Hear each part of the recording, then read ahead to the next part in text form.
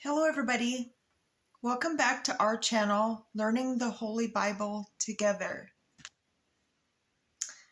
Now, for those of you that are new or just checking it out,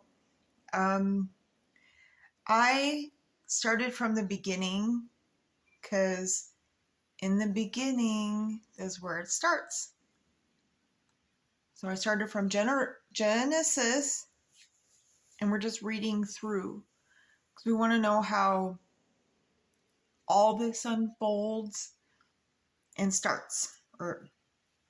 So, on that note, we are on Deuteronomy chapters 23 and 24. And we'll talk about the personal ordinances and how it was back then. Because it's fun learning about history, for one. So, that's how we learn. No, especially if it was bad. We learn from our mistakes. Okay? Hope that makes sense. So let's get going. And I hope y'all are having a great day. Okay? So 23, Deuteronomy. He that is wounded in the stones, or hath his privy member cut off, shall not enter into the congregation of the Lord. A bastard shall not enter into the congregation of the Lord. Even to his 10th generation shall he not enter into the congregation of the Lord. An Ammonite or Moabite shall not enter into the congregation of the Lord. Even to their 10th generation shall they not enter into the congregation of the Lord forever. Because they met you not with bread and with water in the way when ye came forth out of Egypt. And because they hired against thee Balaam, the son of Beor, of Pethor, of Mesopotamia, to curse thee. Nevertheless, the Lord thy God would not hearken unto Balaam. Now remember, these were very wicked, people. They did bad things. So, but the Lord thy God turned the curse into a blessing unto thee, because the Lord thy God loved thee. That's why we pray for, our lost brothers and sisters. We pray that, we forgive those who trespass against us. We pray that they turn from their wicked ways. All right. I hope that makes sense. So, thou shalt not seek their peace nor their prosperity all thy days forever. Thou shalt not abhor or Edomite, for he is thy brother. Thou shalt not abhor an Egyptian, because thou wast a stranger in his land. The children that are begotten of them shall enter into the congregation of the Lord in their 3rd generation. When the host goeth forth against thine enemies, then keep thee from every wicked thing.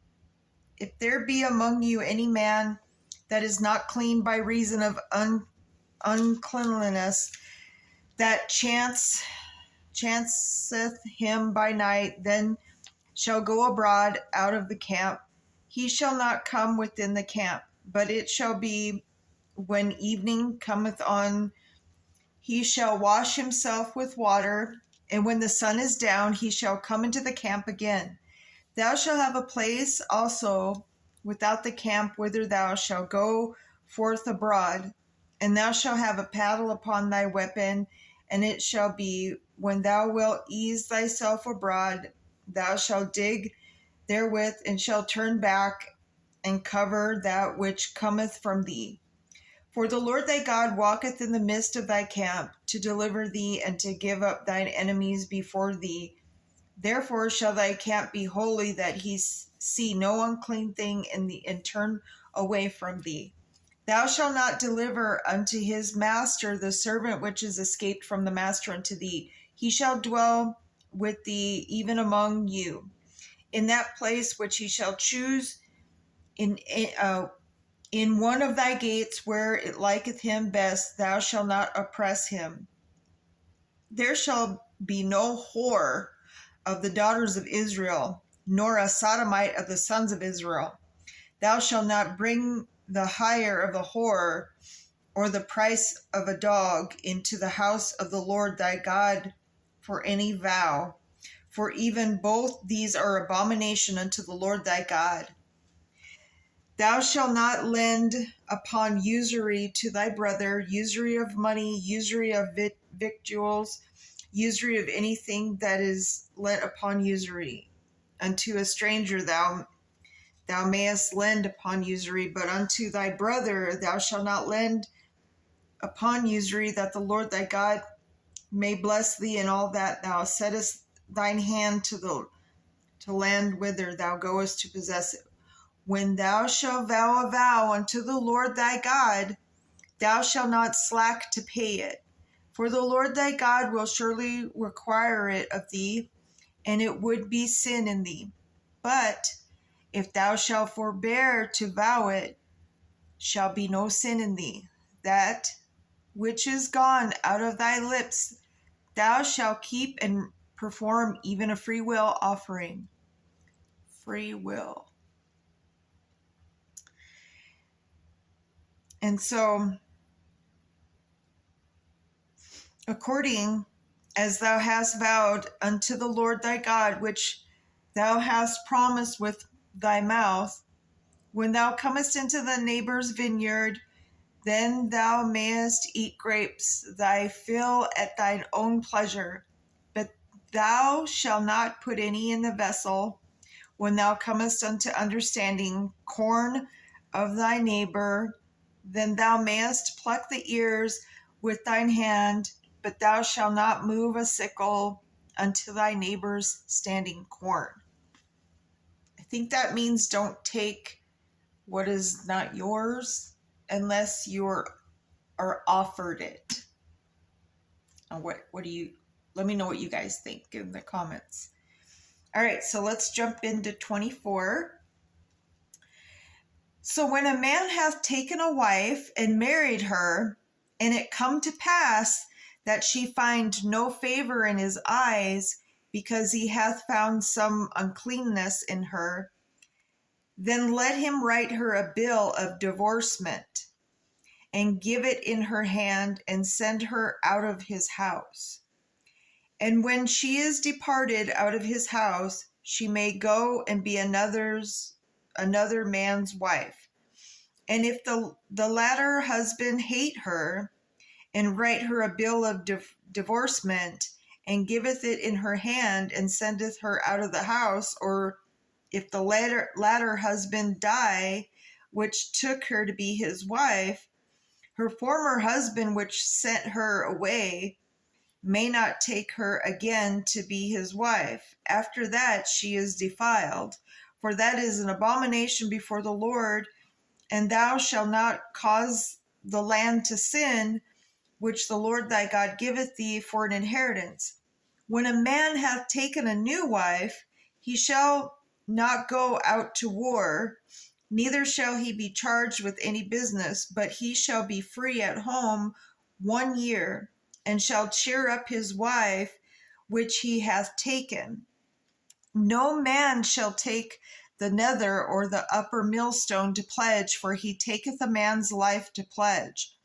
If a man be found stealing any of his brethren of the children of Israel, and maketh merchandise of him, or selleth him, then that thief shall die, and thou shalt put evil away from among you. Take heed in the plague of leprosy, that thou observe diligently, and do according to all the priests that Levites shall teach you.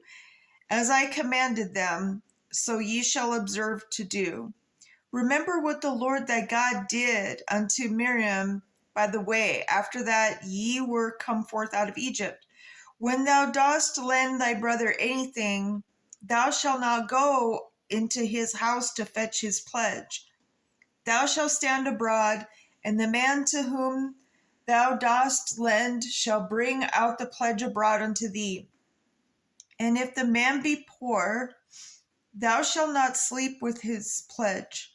In any case, thou shalt deliver him the pledge again when the sun goeth down, that he may sleep in his own raiment, and bless thee, and it shall be righteousness unto thee before the Lord thy God. Thou shalt not oppress a hired servant that is poor and needy, whether he be of thy brethren or of thy strangers that are in the land within thy gates. At his day thou shalt give him his hire, neither shall the sun go down upon him, for he is poor and setteth his heart upon it, lest he cry against thee unto the Lord, and it be sin unto thee. The father shall not be put to death for the children, neither shall the children be put to death for the fathers. Every man shall be put to death for his own sin. Thou shalt not pervert the judgment of the stranger, nor the fatherless, nor take a widow's raiment to pledge. But thou shalt remember that thou wast a bondman in Egypt, and the Lord thy God redeemed thee. Thence therefore I command thee to do this thing. When thou cuttest down thy harvest in thy field, and hast forgot a sheaf in the field, thou shalt not go again to fetch it. It shall be for the stranger, for the fatherless, and for the widow, that the Lord thy God may bless thee in all the work of thine hands. So it's like the same thing as, the first harvest. What did he say? They said to feed thy neighbors, to help people that are starving. And when you go to harvest, to leave some left behind for the stranger and for somebody that may need it more than you. It's a way of like coming together and helping each other,